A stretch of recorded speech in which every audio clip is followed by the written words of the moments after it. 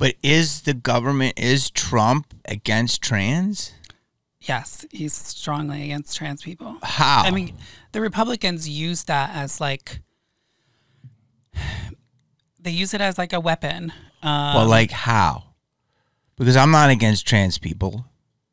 No, well, I'm not saying every single Republican out there is against them.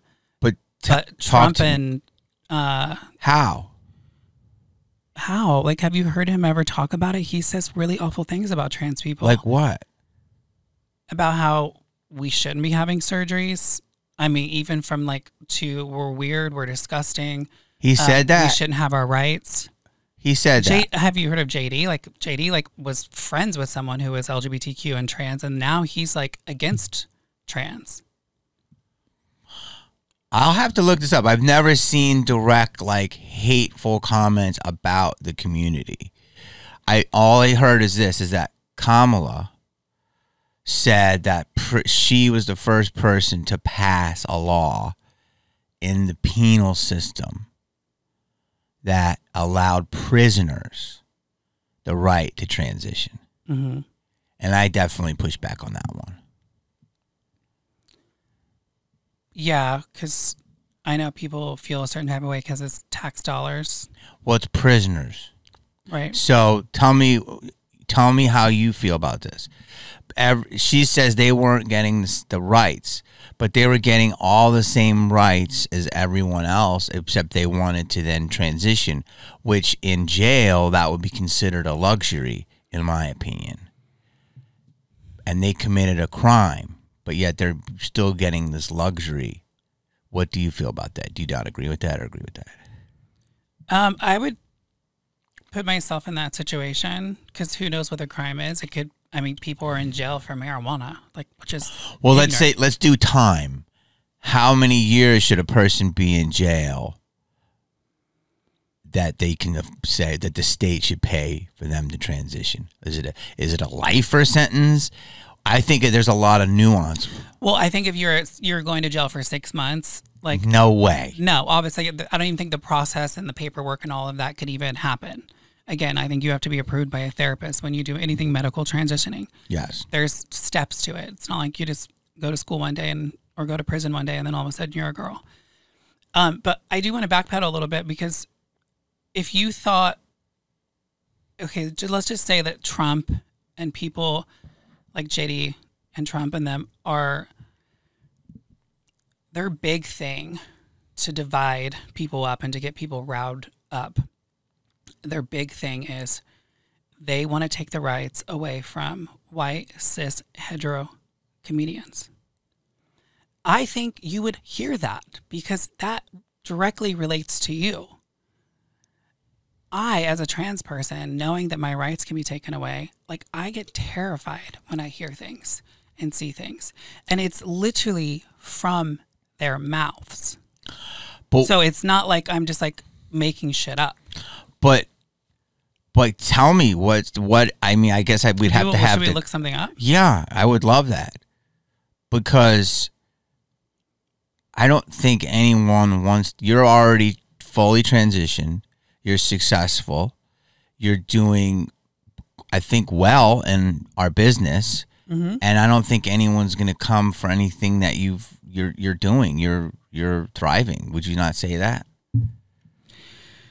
Okay, this is from the New York Times. Trump and Republicans bet big on anti-trans ads across the country. So they're putting millions of dollars into anti-trans ads.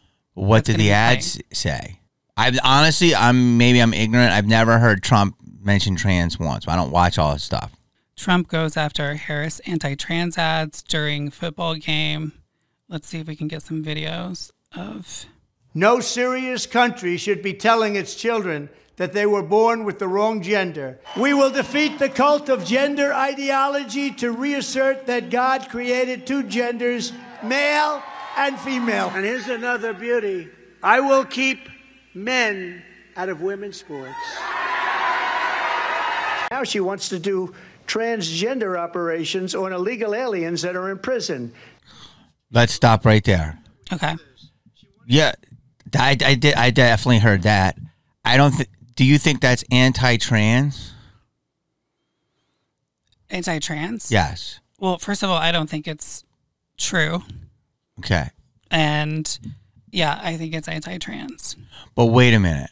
So taking taxpayers' money, and if he's what he is saying is true, taking taxpayers' money and performing surgery for those people to then transition to a new gender who are criminals and illegal, you think that should be allowed? I think it depends on how long they are there and what they did. Billy, let's start basic. Illegal. I don't think that's true. Okay, but if it was true, where do you stand? I would say I don't think that we should spend the money doing that. If it was true. If it was true. If it was true. So we're on the same page on that. And then if they were murderers, do you think they should be afforded that right? Murderers.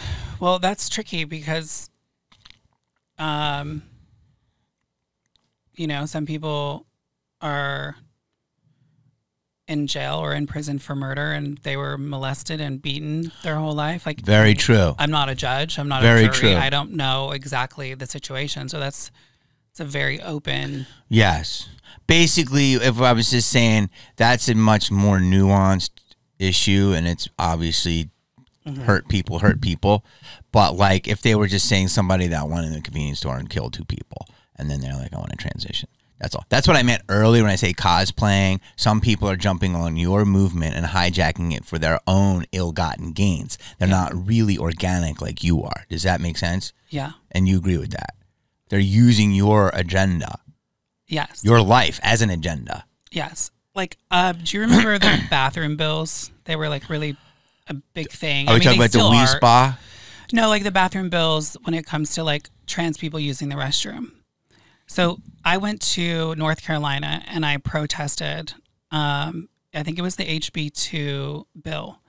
And I went to the Republican rally that they were having. And they were giving out free hot dogs, American flags. It looked like a festival.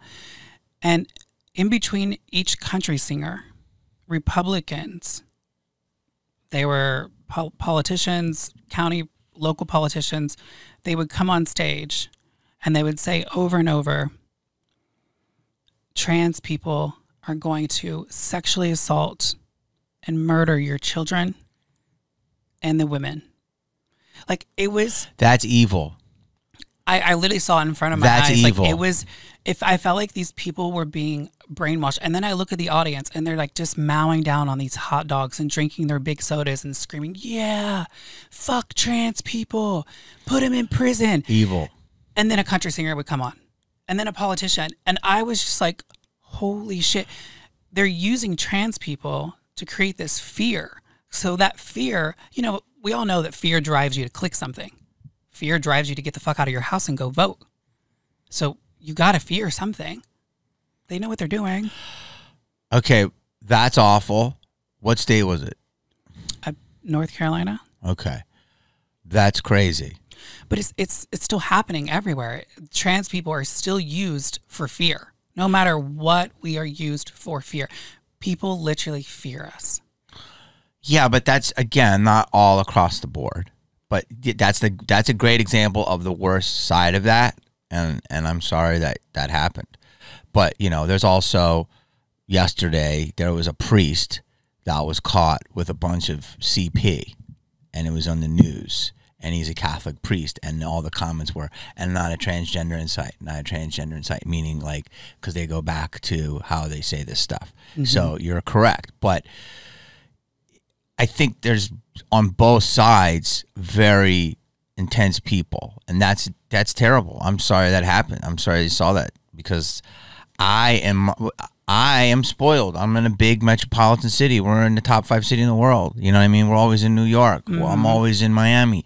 When I go overseas, I go to London. So I see trans living their best lives now. We're in a bubble. We are in a bubble. Yeah. Okay. So obviously if we go to, you know, somewhere outside. But even in Cincinnati, I mean, it's happening. So, I mean, but you're right.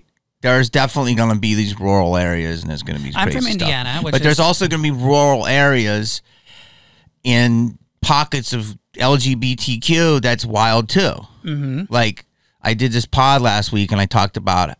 I mean, we could go so many ways. I'm trying to focus on. I want to say before we start, I really appreciate you coming, because I really think these are the conversations that have to happen. You know what I'm saying? It's like, and I'm not against your publicists. I've had a lot of publicists, but it's like, stop. It's like, I hate it when people just label people. I'm not even a registered Republican. I'm registered as nothing. I'm just a person who's looking at this whole world, seeing how insane it is. And I'm like trying to figure out some sense to it. But I appreciate you. Like, it's so cool that you came here. Plus, we're also brethren. Yeah. You know what I mean? You're a comedian. Yeah. So this is what we have to do. And I subscribe to comedy first. So that's like, what's the first thing you subscribe to? Do you subscribe to trans identity, woman or man now? You're a woman, but not man's gone. I don't know how you still feel about that. You know. Well, before I started comedy, I was like, if someone said, "Oh, you used to be a man," that would, like, that word, because I was so feminine that I never considered myself like a man. Maybe more like a boy, a very feminine boy. But that was challenging for me. And then when I started comedy, I realized, like, I'm just making fun of myself. I'm using fun, extreme things to make fun of myself. And so I say, like, so when I was a man, like, I just do things like that I'm so comfortable with now because of comedy. But I did realize when I first started comedy, I would talk about my man-made pussy. And like, before I go on stage, guys are always hitting on me. They're at the bar, they want to hit on me, they want drinks. Like, then when I get on stage and I talk about my man-made pussy, they're like, they're scared to death to look at me, to connect with me, because they're like, holy shit, I thought she was attractive. I was so uncomfortable in those times, but then I started writing jokes for these men. And now I have a dick confusion joke, because a lot of these guys, their dicks are confused. Mm-hmm. So does they get a little happy? They're like, nobody, stay down. Like, I have this whole bit about it, and like, immediately guys laugh their asses off, and it eases them. Mm-hmm. Because I want to make people laugh. I want to entertain people, but I want people to walk away being like, wow, that trans girl was cool. Like, I get this. Like, I didn't feel scared. Or I have so many guys come up to me and thank me afterwards, because not only did they have a good time and they laughed, but they got to learn a lot about my trans experience. I talk about going to Thailand and getting my vagina and like how tight it is. Like, I really go there and make fun of myself, and people really seem to like it. And it's cool because I'm opening their mind, and hopefully they'll be like more open and kind to other trans people that they meet.